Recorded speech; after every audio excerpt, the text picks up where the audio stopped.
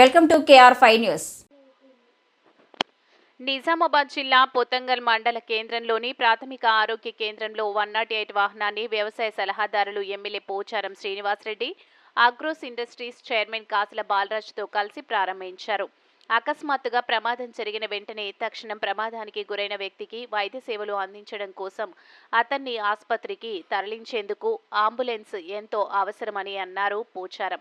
ప్రమాదానికి గురైన వ్యక్తికి ఆసుపత్రికి తీసుకెళ్లే క్రమంలో అతన్ని బతికించేందుకు 108లో ఆక్సిజన్, అలాగే ఆసుపత్రి వరకు ప్రథమ చికిత్స చేయడానికి వైద్య సిబ్బంది ఉంటారని తెలిపారు. ముఖ్యమంత్రి రేవంత్ రెడ్డి 124 అంబులెన్స్ రాష్ట్ర వ్యాప్తంగా ఏర్పాటు చేయడం జరిగిందని, మండలానికి 1 చొప్పున ఇచ్చినట్లు ఆయన తెలిపారు.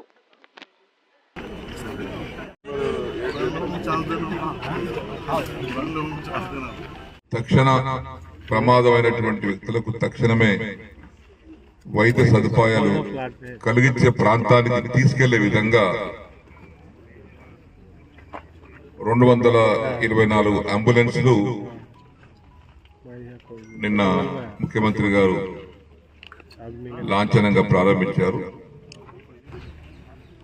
మండలానికి ఒక అంబులెన్స్ ఇవ్వాలి. ప్రమాదం జరిగినప్పుడు తక్షణమే ఫోన్ చేస్తే వచ్చి ప్రాథమిక చికిత్స జరగాలి. ఎందుకంటే దవాఖానకు చేరేంత వరకు మనిషి బతికించుకోవాలి, వైద్యం అందేంత వరకు మనిషిని బతికించుకోవాలి అన్నప్పుడు ఈ అంబులెన్స్ లో ఆక్సిజన్ ఉంది.